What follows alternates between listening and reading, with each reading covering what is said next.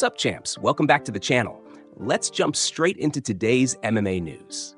Belal Muhammad has released a statement following his loss to Garry, sharing a heartfelt message with fans on Instagram. Posting a photo from Fight Night, Belal wrote, "We couldn't get it done. Thank you, Doha, for the memories. Thank you to my team and family and friends that are with me no matter what. And thank you to anyone that's with me. Alhamdulillah for everything. I'm blessed to be here. We have work to do." It was a humble response from a fighter who has spent years grinding his way through one of the toughest divisions in the sport. Despite the setback, Belal showed nothing but gratitude, focusing on the support around him rather than the disappointment of the moment. His message reflected the mindset he's carried throughout his career: staying grounded, staying faithful, and staying determined. Belal's appreciation for the crowd in Doha stood out as well.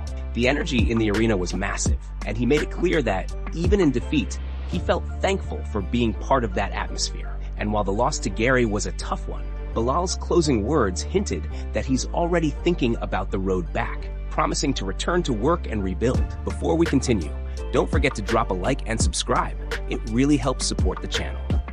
Moving on to another news, Sean O'Malley recently gave his own playful, tongue-in-cheek breakdown of how Garry managed to defeat Belal Muhammad. In his recap, O'Malley joked through the sequence, highlighting the way Garry used a mix of pressure, timing, and disruptive techniques to keep Belal off balance all night. He pointed out that Garry's approach relied heavily on controlling distance and targeting the legs, especially with those quick and stabbing oblique kicks that repeatedly stopped Belal from planting his feet or generating meaningful power.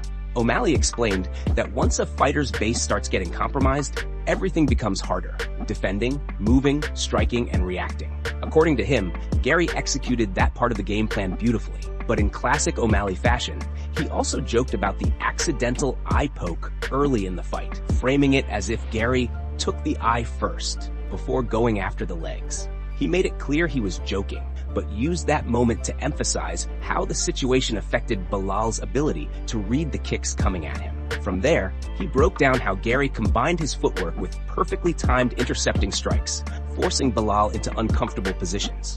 Each time Belal tried to advance, Garry met him with either a stiff jab or a snap to the knee, slowing the rhythm of the fight and gradually taking command. O'Malley said the brilliance of Garry's performance came from doing simple things with absolute consistency: the constant interruptions, the range management, and the confidence behind every strike made it difficult for Belal to build momentum.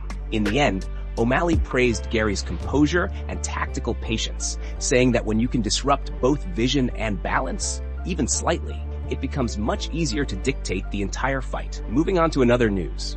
Plesis recently drew a comparison between Islam's gritty win over JDM and the experience he had in his own hard-fought battle with Khamzat. Speaking to Fight Forecast, Plesis said he wasn't surprised at all by how the matchup played out. He explained that going into the weekend, he already felt it would be a tough fight, and once the cage door closed, it quickly became clear that Islam had an answer for everything JDM tried to throw his way. Every adjustment, every momentum shift, every opening JDM looked for seemed to get shut down almost instantly. Plesis said that watching that dynamic unfold reminded him a lot of what he faced when he stepped in against Khamzat. He talked about how certain fighters have a style that forces you into a puzzle you have to solve in real time, and how not everyone can figure it out fast enough. According to him, it's simply part of how the sport evolves. Mixed martial arts goes through eras, and right now, as he put it, these Russian-style wrestlers hold a unique edge in controlling opponents, especially once the fight hits the mat. He explained that there's a level of positional awareness and pressure these guys bring that separates them from the rest. When they get top control, they don't just hold, they smother, they drain, and they chip away at any attempt to escape.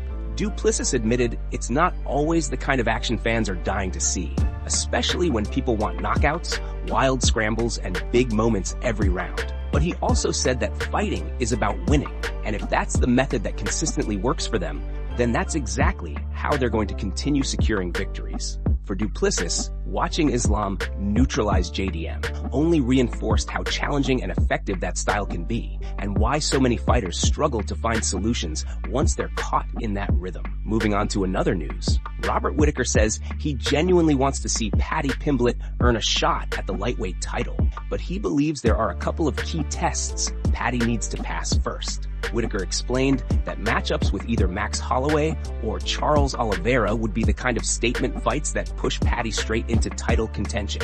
For him, those are the matchups that truly measure whether a rising star is ready for that championship moment. Whittaker said he'd personally love to see Paddy fight Max because that kind of stylistic clash would force Paddy to elevate every part of his game.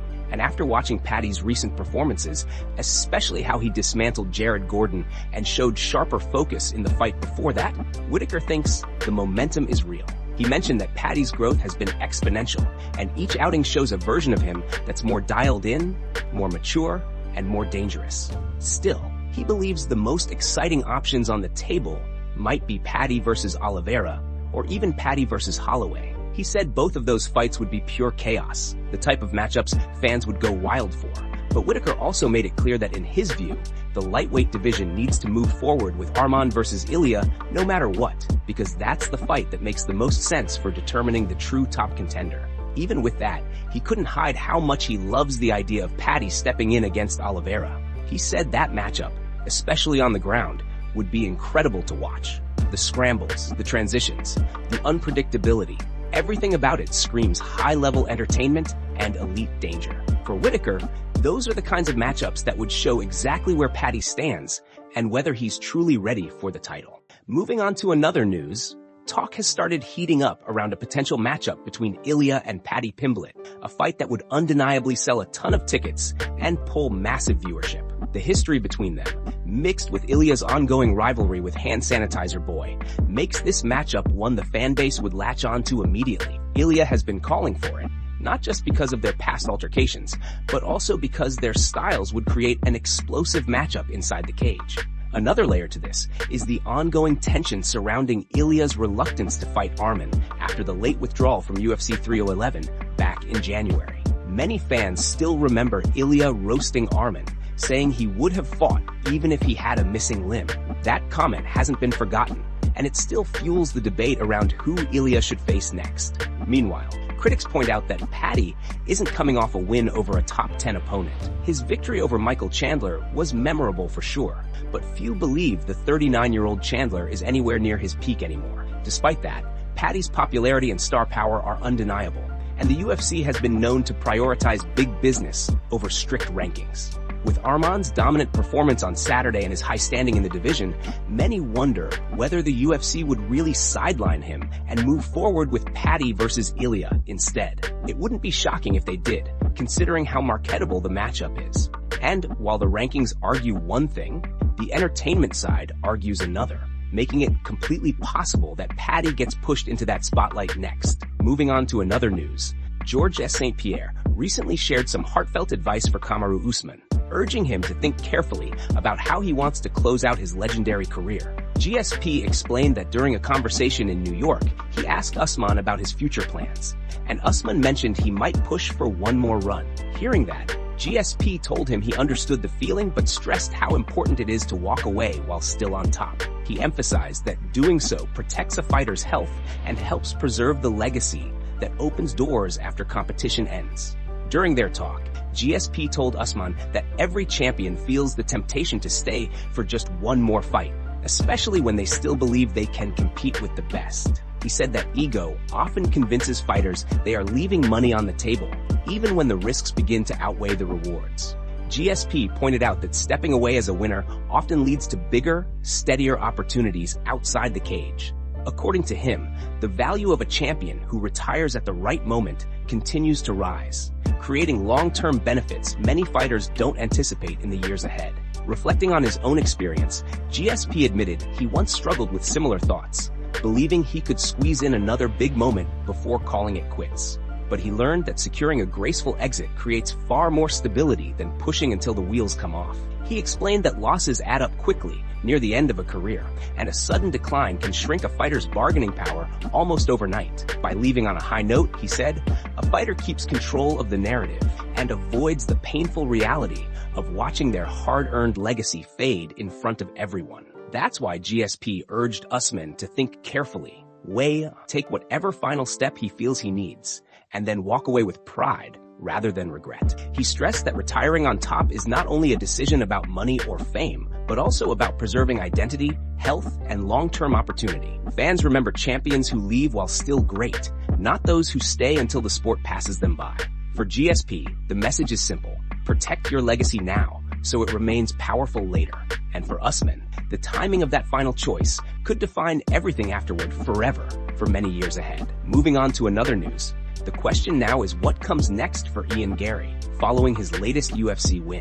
Even though he didn't finish Belal Muhammad the way he boldly predicted, the Irishman still secured a dominant and convincing victory over the former welterweight champ. From the opening seconds, Garry controlled the pace behind a sharp flow of jabs and clean kicks, quickly marking up Belal's face and drawing blood early in the fight. There was a brief "here we go again" scare when Belal took an eye poke, but once the action resumed, Garry went right back to dictating the striking exchanges. Belal tried to answer with big right hands, hoping to crack Garry's timing, and as the rounds went on, he leaned heavily on his wrestling. But Garry's takedown defense held strong. His footwork stayed slick, and he repeatedly beat Belal to the punch. His ability to maintain distance while peppering Belal with strikes was one of the most impressive parts of the performance. Over the course of 15 minutes, there was never much doubt about who was in control, and when the scorecards were read, Garry walked away with a clear, unanimous decision win. The big question afterward was where he goes from here. In his post-fight interview, Garry wasted no time calling for the biggest opportunity in the division, demanding a shot at the new welterweight king, Islam Makhachev. He argued that beating Belal, who previously challenged for the title, proves he's ready for that next level. Then, at the post-fight press conference, Garry took things a step further by announcing he's heading to Georgia to prepare for the style he expects to face if he gets the title shot. He said Georgia offers exactly the kind of high-level wrestling and judo he'll need to mimic Islam's pressure-heavy approach. Garry said, "I am coming to Georgia.